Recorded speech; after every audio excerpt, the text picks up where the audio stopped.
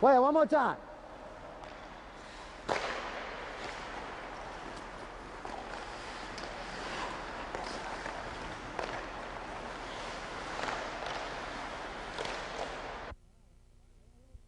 Finally, it doesn't really matter what power play you use. The most important thing on a power play is to make sure you have to, first of all, get the puck in the attacking zone.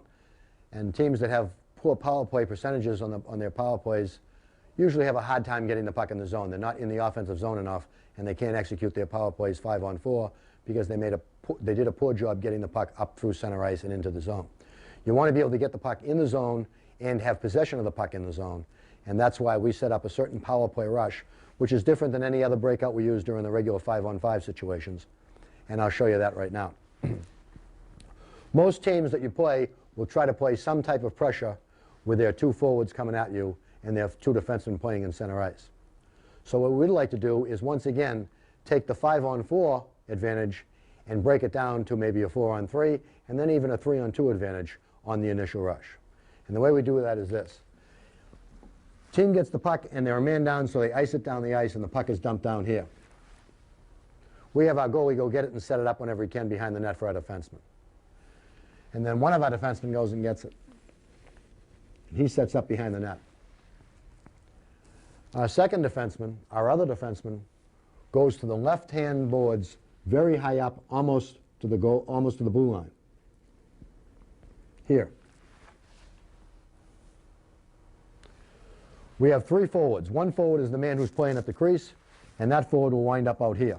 He starts at the blue line, and his route is usually timing it and coming through center ice here, but he starts here. We have two more forwards, one of whom is going to wind up as the right-hand shooter on the left side, or the left-hand shooter on the right side. And we have those two guys come back into the zone and break out together when the initial pass is made. So we take the guy who's the right-hand shot, and he comes this way, and we take the guy who's the left-hand shot, and he comes this way. This defenseman gets the puck and he waits for their first forechecker to come down. And he comes out and makes him play him. At least freezes him for a second. And then he makes that pass. And when he makes that pass, he's out of the play, but so is he. So now instead of it being a 5-on-4, it is a 4-on-3 coming through center ice. Now usually the second guy in the forecheck will be in this area, and he'll go play that pass. And as he does, this guy's continuing on. And this defenseman gets the puck, and he has three options. He can pass it on a really easy pass right there to his forward coming across at an angle at him. If this guy's taking away that pass because he's coming higher than he thought, he can fire it underneath him across the ice to his other forward coming back up, and he can actually skate, can just pass it to that area and he can skate to it. Or if he's got an angle and they're not paying attention, he can actually play this guy and send him in on a breakaway. Most of the time, you'll find that this guy can make that pass very easy or that pass very safely.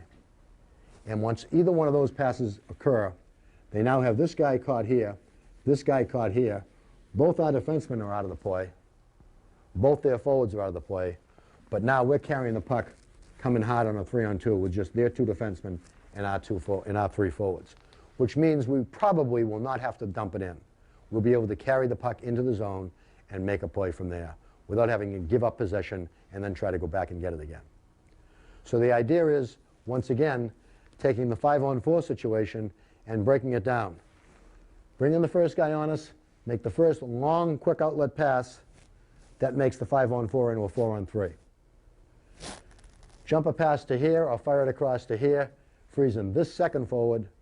That makes the 4-on-3 into a 3-on-2, and that's exactly what we want in the initial rush. And that's the purpose of that power play rush. And for the most part, it works pretty well, because the only way you can stop it is go stand there and take away that pass. And if they stand there and take away that pass, we can just pass it to either one of these two guys, but we still have frozen both their forwards. We get the puck behind the net, just about 10 feet inside. We got Batesy and Jay coming back.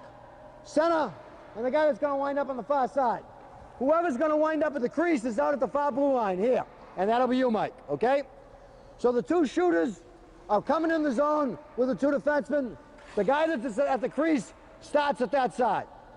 And what we'd like to do is, whenever we're getting pressure from these guys, we'd like to make one pass and beat at least one guy. So we get the puck, and the timing of this is Jay swings to the dot and out far. The center comes here and then swings and is ready to get a pass from Tommy. And Tommy, you can either make a pass to here, you can make a pass to Jay, who'll be behind Batesy, or you can drop it back to Jeff when he comes out, okay? So the ideal situation is, we got one man forechecking, Danny.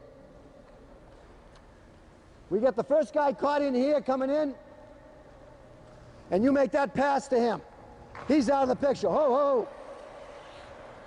Second guy is going to go play Tommy. So again, go ahead and a little deeper, Danny. You come out, you freeze him, and you make the pass. And now you're going to get it to either Batesy or Jay. Okay? Let's do it against nobody. Let's do it against nobody first. All set? Play it. Get out of there, Danny. Okay, dump it. Again, Batesy. Batesy. Dump it. Dump it. Play it. All ears. Play it.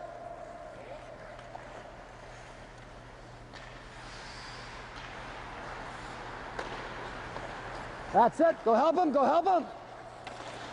Okay, play it again. Dump it.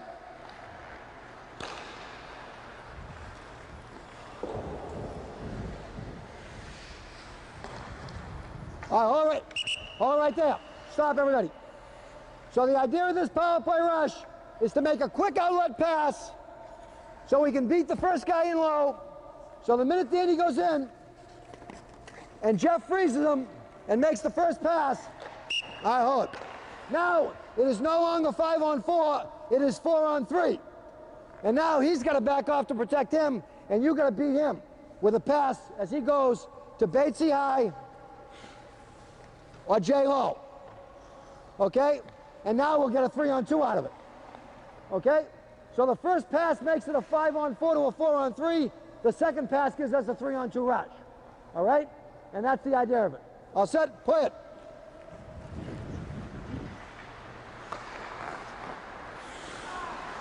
Dump it. Dump it.